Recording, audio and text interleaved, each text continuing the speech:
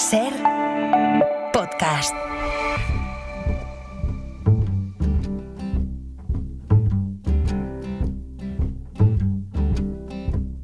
In the water, fire, I'll go wherever you go. In the valley, in the canyons, I'll go wherever you go. Javier San Pedro es doctor en genética y biología molecular, colaborador del País. Pera Estupiñán es químico, es bioquímico y conduce en La 2 El Cazador de Cerebros. Javier, Pera, ¿cómo estáis? Bien. Muy bien. Bien. Sí. Esperando al asteroide. Bien. Ay, os he traído un regalo, este. Ay, uy. Fíjate. A ver. Es el calendario oficial de la NASA. El calendario de la NASA. Pero llega, Si queréis algo de la NASA, hablad conmigo. Tengo ya pero contactos. llega hasta el asteroide o no llega a esa fecha. Creo que lo descubrieron un poco después. De hecho, yo creo que lo encontrarían con el telescopio Hubble, ¿no? ¿El James Webb? Con el Chile, ¿no? El ALMA, sí. El ALMA chileno lo descubrieron y ahora hacen el seguimiento con el James Webb, creo. Con el James Webb. Es que eso se va a ir muy lejos. Ahora mismo anda a tiro. Eso te iba a decir, pero se va a ir, pero luego vuelve, sí. Claro. Y entonces hay una astrónoma de la Astrofísica de Canarias que pone un ejemplo muy bueno de cómo va esto. Es si toda la órbita de la piedra esa, sí, por llamarle de alguna forma, si fuera una pista de atletismo que tiene 400 metros, sí. Solo conocemos los 6 metros más cercanos ahora mismo, ¿no? Entonces las inferencias que podemos hacer con ese pequeñito trozo de pista de atletismo tienen un error muy grande que se irá corrigiendo. Pero la piedra va a desaparecer de nuestra vista durante varios años. Y luego reaparece y según la revista... veremos a ver por dónde. Según la revista Forbes, el titular era muy gracioso, aumentan las probabilidades de que un asteroide del tamaño de Disneyland impacte contra la Tierra. Sí, es muy gracioso que lo comparan. Pero No, otra manera. No sé por qué lo comparan con Disneylandia, si tiene 50 metros. 50 metros, entonces ¿por qué lo compara con Disneyland? Pues será, como decía Antonio, sería el castillo de Disneylandia. Vale, si viniera al castillo, vale, pues eso sí es más... 2,3% de posibilidades de que choque. Ahora nos lo podemos tomar. Bueno, pero eran 0, y pico hace un mes. O sea que... van subiendo. 2,3 no está tan mal. Por eso. Si tienes 2,3 de que te caiga una maceta en la cabeza cada vez que sales de casa, con salir 50 veces, o sea, te cae una, ¿no? Y claro, esta es la pregunta que todo el mundo se ha hecho, pero si cae... Si cae, parece que Ecuador y Venezuela y la India llevan la peor parte. Lo más probable es que caiga en el Atlántico o el Pacífico. Pero el resto igual, ¿no? No, afectaría sobre todo donde caiga. Sí, no crearía un fenómeno global. 10 kilómetros de radio no habría una glaciación. Poca cosa. Morirían unos cuantos cientos de miles si cae una ciudad, ¿no? Joder, tú. Pero aquí lo importante es que lo podemos evitar. Imagínate que dentro de un año, 2 años o cuando empiece a acercarse dicen, oye, no, que este 2,3% es un 60, es un 70, oye, que nos va a impactar. O sea, hace un par de 3 de años hubo la misión esta DART de la NASA, sí, que hizo impactar una nave en un asteroide para ver si podía cambiar la órbita. Y fue un éxito. O sea, cambió la órbita de este asteroide. Es decir, que en el supuesto de que se confirme... Sí, lo que pasa es que si lo tiene que hacer la NASA y va a caer en Venezuela, ahí los republicanos, cuidado con esto. Claro, si depende de Musk, imagínate. Esto se supone que caería el 22 de diciembre del 2032. O sea, son 2 legislaturas de Donald Trump y luego cae el asteroide. Bueno, tiene que cambiar la Constitución para que sea... Pero eso lo hará con la gorra, ¿no? Oye, que la semana pasada hablábamos con Pedro Alonso de los efectos que generaría la salida de Estados Unidos de la Organización Mundial de la Salud, que anunció Trump. Ahora es posible que haya, lo primero, un efecto contagio, porque Argentina dice que sale. Sí. ¿No? Sí, bueno, es lo que nos contó Pedro Alonso. Dice, hay una parte económica, que se vaya a Estados Unidos es un problema porque deja mucho dinero, que se vaya a Argentina no es un problema económico para la OMS, pero el segundo problema es que se pueda contagiar a otros países que sean afines a las ideas de Trump, y es lo que está ocurriendo o ha ocurrido ya con con Milei, que ha anunciado salir de la OMS en sus cruzadas contra el multilateralismo, contra que nos digan otros lo que tenemos que hacer, el populismo que no va a beneficiar ni a ellos ni a nosotros. Claro. Y que avanza en todos los sentidos, porque mira esta encuesta que tengo aquí, 78% de los españoles cree en la teoría de la evolución y que los seres humanos descendemos de especies animales anteriores, frente a un 33% que piensa que el universo fue creado por Dios o un ser supremo espiritual, resultado de la primera encuesta de la Fundación BBVA sobre creencias alternativas. A mí me interesa sobre todo, haciendo la suma, ese 10% que creen las dos cosas. Sí, es una entrevista. Claro que no son dos preguntas excluyentes. Claro, esto es la forma de resumirlo es The God of the Gaps, el Dios de los huecos. Dios rellena los huecos que la ciencia todavía no logra explicar, ¿no? Entonces, en el siglo XIX Dios había creado al ser humano, pero hoy, salvando a Jaime Mayor Oreja y los creacionistas americanos más fanáticos que siguen con estas diciendo que el mundo tiene 4.000 años y todas estas cosas, y que nos ha creado Dios como una especie independiente, el Vaticano, por ejemplo, admite la evolución desde hace tiempo, ¿no? Desde tiempos de Ratzinger, yo creo. Y claro, tú puedes creer en la evolución o aceptar el hecho de la evolución, y entonces te llevas a Dios a rellenar los huecos que todavía no sabemos. ¿Qué creó el Big Bang? ¿No? Pues por ahí van los tiros. Entonces hay gente que cree en la evolución, pero también cree en Dios y que Dios creó el universo. Y de todas formas, la encuesta esta, que es muy amplia, lo que refleja es que quizás en nuestro país no somos tan crédulos como a veces pensamos. O sea, los números que se esperaban y que hay en otros países son muy más altos. Por ejemplo, solo el 6% de las personas creen, y falta ver en qué grado, en la astrología, en que la influencia de los planetas tenga un papel. Y luego en los detalles, yo lo he estado mirando en detalle y es interesante, por ejemplo, en temas de negacionismo de cambio climático, las diferencias entre grupos están más asociados a política, no tanto a nivel intelectual. Las diferencias en las personas que creen que el hombre no ha llegado a la Luna, esa sí que está asociada a la ignorancia, es decir, los que tienen... Bueno, es que al final a mí me hace pensar en el tema, y ya sé que el tema palabra ignorancia es como puede ser un poco ofensivo, pero al final es no ser tontos, es no saber. Es decir, si nadie ha oído hablar de que el tabaco es malo para la salud y viene alguien y te dice, oye, hay un estudio que dice que es bueno para la salud, pues quizás te lo crees. Entonces, si no sabes de astronomía o no sabes de cómo funciona el cuerpo humano, te puedes creer ciertas cosas porque te lo dicen. Entonces sí que está asociado. Estudios, la gente que solo tiene estudios primarios cree mucho más en proporción que el hombre no ha llegado a la Luna que los que tienen estudios terciarios. Los porcentajes de credulidad son muy variables, son bajos pero variables. O sea, no es que haya un núcleo duro de un 10% de las personas que se cree todo. Yeah. Hay un menú de cosas que te puedes creer, ¿no? Y cada uno elige un poco la suya, pero la verdad es que sí. Aparte de ese 30% de gente que cree que Dios creó el universo... Y al hombre... y al hombre pero quizá, como decía uno de los grandes teóricos de la evolución, Theodosius Dobzhansky, era creyente, y él decía que la selección natural darwiniana era la forma en que Dios había elegido crear al hombre. Ya, pero entonces dejabas de creer en la costilla que sale. Claro, hay que modular un poco, ¿no? Modular. Pero vamos, hay que hacer un acto de fe, nunca mejor dicho. Sí, exacto. No hay un 30% de lunáticos, ¿no? Hay un 5 o un 10% de lunáticos. Gracias, Javier.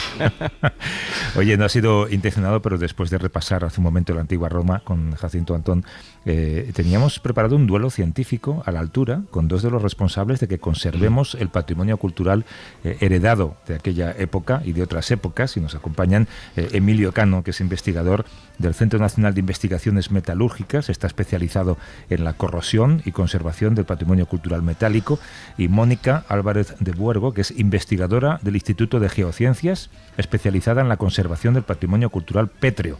Emilio, Mónica, ¿cómo estáis? Muy bien. Muy bien, encantado. Y sois complementarios, no rivales.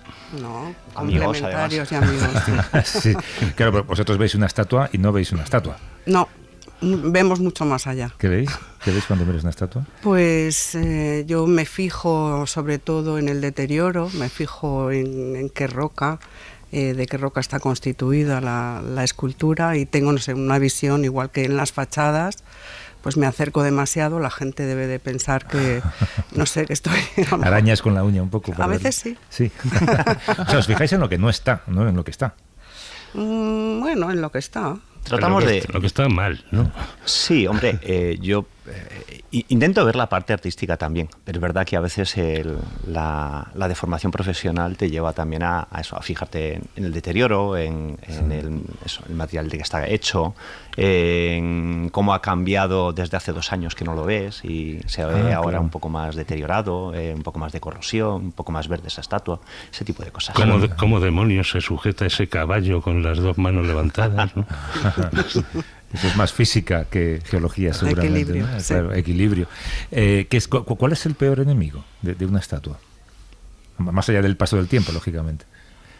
Yo diría que el medio ambiente en el que está. Es decir, al final, cualquier material y también los que pertenecen al patrimonio cultural están en un medio ambiente con el que reaccionan, con el que interaccionan. Y la termodinámica es implacable con esto.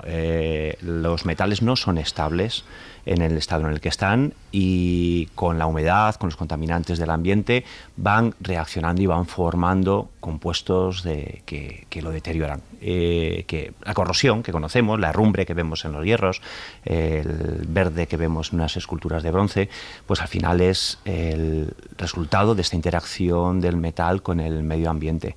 Desde el punto de vista de la conservación, cuando queremos que esto dure, pues lo que tratamos de buscar es cómo frenar, cómo ralentizar todo este proceso de interacción con el medio. ¿Y la piedra? Porque eso es el metal, ¿no está la piedra? Bueno, pues la roca prácticamente es también el medio y a veces también somos nosotros. La falta de mantenimiento a veces es terrible, ¿no? para la conservación, pero contaminación atmosférica, agua en todas sus variedades, fenómenos de cristalización de sales en el interior de los poros de las rocas que pueden terminar disgregando la roca. Claro, porque vosotros, a diferencia... Imagino que hay conservadores, hay restauradores, pero vosotros sois científicos, trabajáis en lo mismo, pero imagino que investigáis pues las causas de este deterioro o cuál es la mejor manera de revertirlo, o sea, trabajar en conjunto con esta gente, pero aportando conocimiento. Esa es la idea, efectivamente. Nosotros trabajamos mano a mano con conservadores, restauradores, trabajamos con historiadores del arte, trabajamos en equipos muy interdisciplinares. Nuestros propios grupos de investigación son interdisciplinares. Y trabajamos mano a mano con ellos, como dice Espera, tratando de entender qué está ocurriendo, cuál es el origen de estos fenómenos y tratando de aportar pues evidencia, conocimiento para luego la toma de decisiones de cómo se aborda. ¿Pero tienes algún ejemplo, no sé, o reciente o no, o muy ilustrativo de algo que dice, mira, es que me vinieron con este problema de esta estatua o de esta obra metálica y descubrimos X, que no lo esperábamos, una bacteria, no lo sé?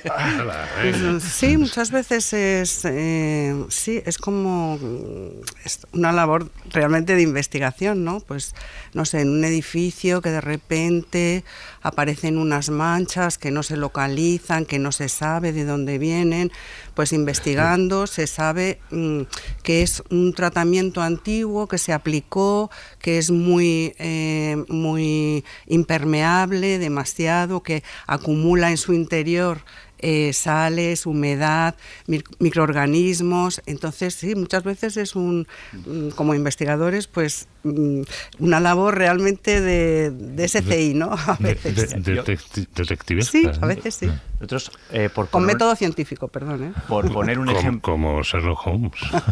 Poner un ejemplo concreto, hace un par de años creo que fue no sé si recordáis, el caso del Torico de Teruel, que es la estatua del Torico, que se cayó por circunstancias poco aclaradas. Sí.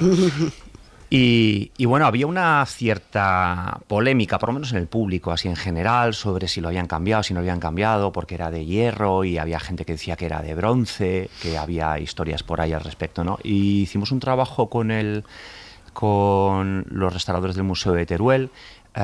Estudiamos algunos de los fragmentos que se habían roto y pudimos, bueno, pues por lo menos intuir de dónde podía venir aquello. El Torico no estaba cambiado, era era una fundición normal, no era nada extraordinario como material, pero sí que encontramos restos de una policromía de una capa de pintura de protección que se había aplicado debajo de las que estaban ahora, que sí que tenía tonos verdosos y tenía partículas de latón, una especie de purpurina que en algún momento seguramente le había dado ese aspecto dorado al tórico, y que probablemente era el que causaba esa confusión o esa idea de que había sido de bronce. Ya. Y si, por ejemplo, si ahora vosotros imaginaos que estamos o estáis en un escenario hace 2000 años en la antigua Roma, y yo que sé, Calígula dice que me traigan al experto en metales y a la experta en piedras. Vamos a hacer una estatua que dure, para que la encuentren los españoles dentro de 2000 años, ¿no? ¿Qué le recomendaríais? Yo, en cuanto a materiales pétreos, pues porque a veces... Es Calígula, ten cuidado. Le preguntaría primero que qué roca le gusta. Para no decepcionarlo. Por si acaso. Sí, porque muchas veces hay modas y, por ejemplo, el mármol se ha utilizado mucho. Pero el mármol pues es un poco sensible a la disolución y a las precipitaciones un poco ácidas. Entonces yo le asesoraría y le diría que si quiere que le dure mucho más tiempo, otro tipo de roca, una roca pues granítica, de grano muy fino, con poca porosidad, bueno, de ese tipo, ¿no? Sí, pero entonces Emilio diría... Yo, claro, si es en esa época, si fuera ahora le diría que la haga en acero inoxidable, que la haga en titanio. Claro. En esa época no lo hacían mal, el bronce aguanta bien. El bronce que se utiliza desde la época romana aguanta bastante bien la corrosión. ¿Aguanta más el bronce que el granito? No nos vamos a pelear. Debate. No nos vamos a pelear. No lo voy a conseguir, ¿no? Mira, depende mucho del medio en el que esté. O sea, al final... hay que entender cuáles son los agentes agresivos para cada uno de los materiales, y dependiendo de dónde esté, pues te va a aguantar mejor uno u otro. Un bronce, si lo tienes al lado del mar o sumergido, pues le va a ir mal seguramente. Y a veces la mezcla de materiales no es una buena idea, porque si tú mezclas materiales muy resistentes con menos resistentes, el que va a salir perdiendo y va a aumentar mucho más su deterioro es el menos resistente. Claro. ¿Y por qué se usaba mármol? ¿Por el brillo, quizá? Bueno, yo creo que por su blancura, por su textura, porque tiene un aspecto vítreo y bueno, siempre se ha tenido como un material muy noble, ¿no? Todavía hay veces que os asombra cosas que descubrís que se hicieron hace cientos, miles de años y pensáis, eran mucho más inteligentes de lo que podríamos imaginar tantos años después, ¿no? A mí no. Es que básicamente las cosas de los tontos no han llegado ahora. O sea, hay un sesgo de selección aquí. Hay un sesgo de selección. Lo que ha llegado es lo que estaba bien Esto del hecho. trial and error, ¿no? Solamente han llegado lo que funcionó, no lo que... Efectivamente, hay un cierto sesgo ahí en esto. Es verdad que hay materiales que están y construcciones, obras que están muy bien hechas y han durado un montón, pero bueno, también había muchas cosas que se perdían, igual que se pierden ahora. Ahora tenemos mucho más conocimiento y capacidad de hacerlo bien. Tú has dicho de titanio ahora, una estatua de titanio. Bueno, se podría plantear. Efectivamente, es cuestión de dinero, es cuestión de lo que se quiera. No tiene mucho sentido habitualmente desde el punto de vista artístico, ¿no? Se utilizan ahora, por ejemplo, en arte contemporáneo utilizan...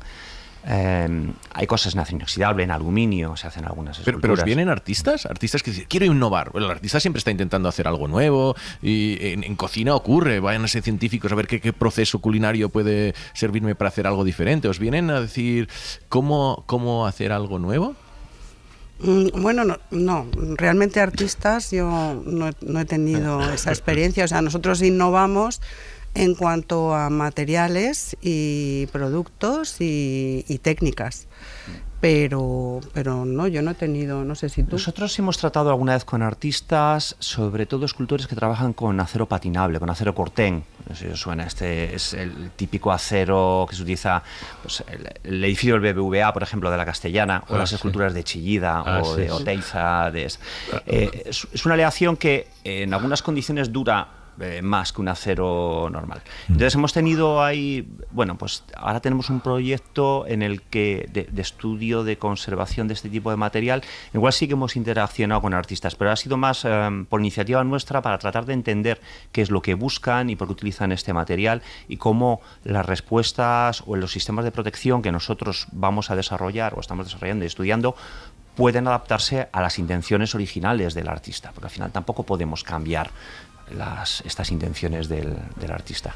Claro, vosotros supongo que vais a un museo y muchas veces sentís un poco de pena por el declive de los materiales, ¿no? y de las cosas, y incluso seguramente veréis a gente tocando cosas que no deberían tocar, ¿no? Bueno, los museos para nosotros en Ciencia del Patrimonio son realmente un lujo, porque el museo es todo, es el continente, es la envolvente, es el contenido, es el microambiente, son las vitrinas, son los objetos museísticos. Entonces, sí, ahí podemos estudiar de todo. Y bueno, están haciendo un gran esfuerzo en los museos, por lo menos en España. Nosotros colaboramos mucho con museos y para mantener un microambiente adecuado. A los materiales. Para los materiales, sí. Nosotros, colaboramos en una plataforma del CSIC, que es una plataforma temática de patrimonio cultural en la cual colaboramos con museos, tenemos museos como parte de esto y trabajamos con ellos. Emilio Cano, que es investigador del Centro Nacional de Investigaciones Metalúrgicas, especializado en la corrosión y conservación del patrimonio cultural metálico, y Mónica Álvarez de Buergo, investigadora del Instituto de Geociencias, especializada en la conservación del patrimonio cultural pétreo. Y geóloga. Y geóloga en este programa. Se te ha colado una geóloga. Se me ha colado. Tercera geóloga en 8 años. Señores y señores. Mónica, Emilio, gracias por venir. Muchas gracias. Hasta luego. Y vosotros, espera, Javier, hasta la semana que viene. Hasta la semana que viene.